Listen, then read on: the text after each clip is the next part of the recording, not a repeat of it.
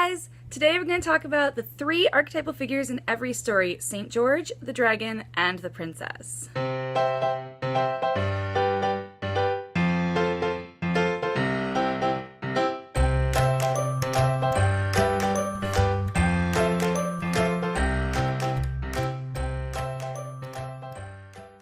Hey guys! So, today we're talking about the three archetypal characters in every story. Now, that's not just talking about in this genre, there's these three different characters, or in this romance, in this action-adventure story. Actually, there are three archetypal characters, I can count, three archetypal characters in every type of story.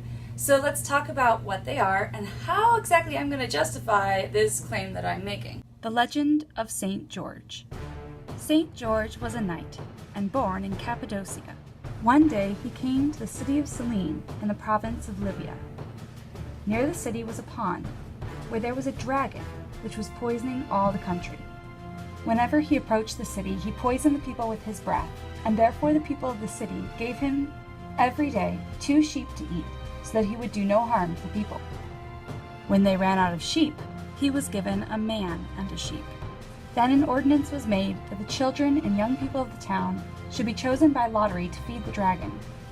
Whoever the lot fell upon, wealthy or poor, he or she was delivered to the dragon. G.K. Chesterton says that in every pure romance, there are 3 living and moving characters. For the sake of argument, they may be called St. George and the dragon and the princess. I'm going to take that a step further. He's talking about romance. He says that there has to be these 3 characters, and I think that he's talking about them as very distinct individuals. And Sean Coyne from the Story Grid does the same thing when he's talking about an adventure story. He says that in an action-adventure story, there have to be 3 different characters. They have to be present on screen. There has to be the hero, the villain, and the victim.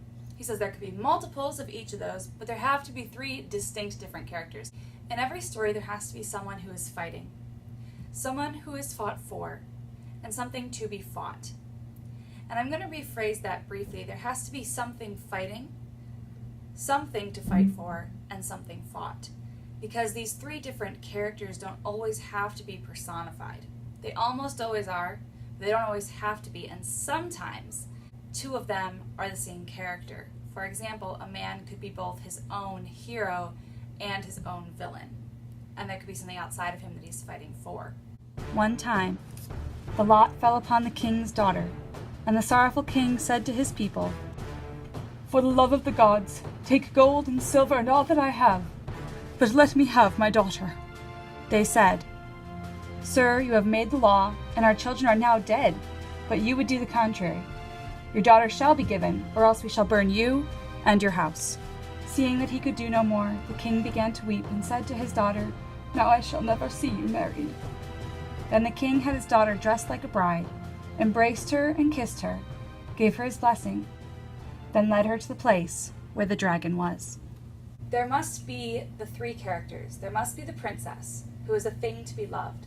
There must be the dragon, who is a thing to be fought. And there must be St. George, who is the thing that both loves and fights. In every romance, there must be the twin elements of loving and fighting. I'm going to take G.K. Chesterton's definition of romance and extend it to every story. Every story that includes a hero's journey, which is every story, there is going to be the twin elements of loving and fighting, because a hero's journey requires several trials to go through, and if you don't fight through those trials and win in the end, then you haven't completed a full story, and the story itself becomes obsolete. No one's interested in it because it's an incomplete tale. And if you have nothing that the hero is fighting for, then you have nothing to keep you engaged in the story, nothing to keep reading or watching or listening to. So it becomes completely obsolete. You need something to fight for, and you need something fighting.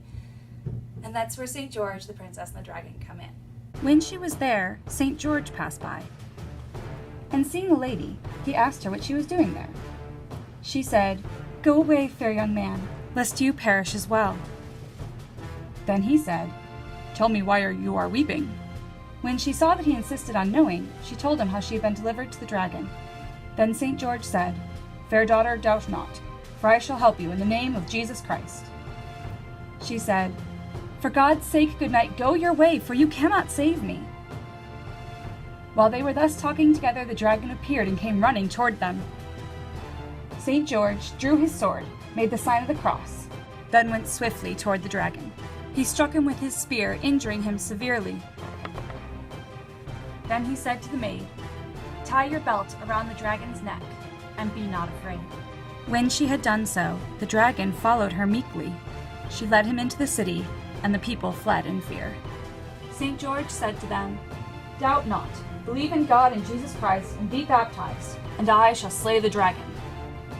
Then the king and all his people were baptized, whereupon St. George killed the dragon and cut off his head.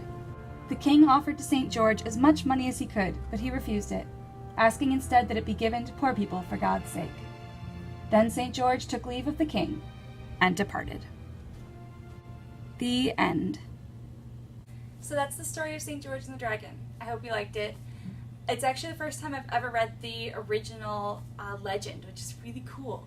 And it's so powerful. I never really expected it. You know, you just think of it as bare bones. St. George comes along, he finds out that the princess is captured by the dragon, and then he slays him. That whole part about the princess taking the rope of the dragon and leading him, oh my gosh. And it's so cool. It actually goes into a lot of what I'm going to talk about the princess not being merely a victim, which is why I'm going to use the language of hero, villain, and princess in my future videos instead of hero, villain, and victim, because that minimizes her role in the story.